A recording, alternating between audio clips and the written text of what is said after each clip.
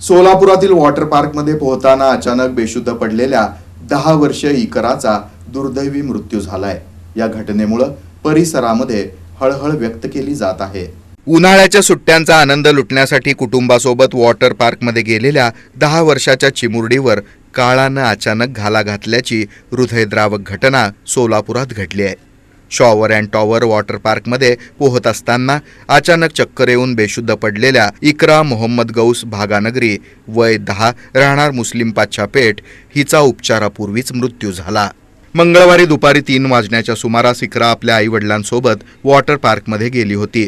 उन्हाच्या कडक झळांमधून काही क्षण दिलासा मिळावा म्हणून ती पाण्यात खेळत होती।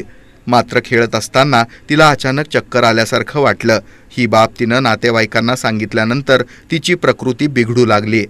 घाबरलेल्या कुटुंबियांनी तिला तातडीनं सोलापुरातील एका खासगी रुग्णालयात दाखल केलं। मात्र वैद्यकीय अधिकाऱ्यांनी तपासणी करून उपचारापूर्वीच इकराचा मृत्यू झाल्याचं घोषित केलं।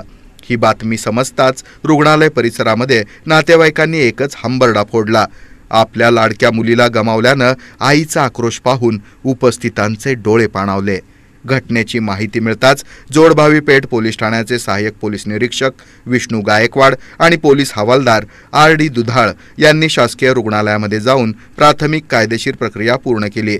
या प्रकरणी जोडभावी पेठ पोलीस ठाण्यामध्ये अकस्मात मृत्यूची नोंद करण्यात आली। दरम्यान मुलीच्या मृत्यूमुळे हादरलेल्या नातेवाईकांनी शवविच्छेदनाला विरोध दर्शवत आमची कोणतीही तक्रार नाही, मृतदेह आमच्या ताब्यात द्या अशी मागणी केली।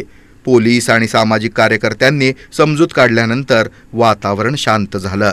इकराच्या मृत्यूचं नेमकं कारण शवविच्छेदन अहवालानंतरच स्पष्ट होणार असल्याची माहिती पोलिसांनी दिली आहे।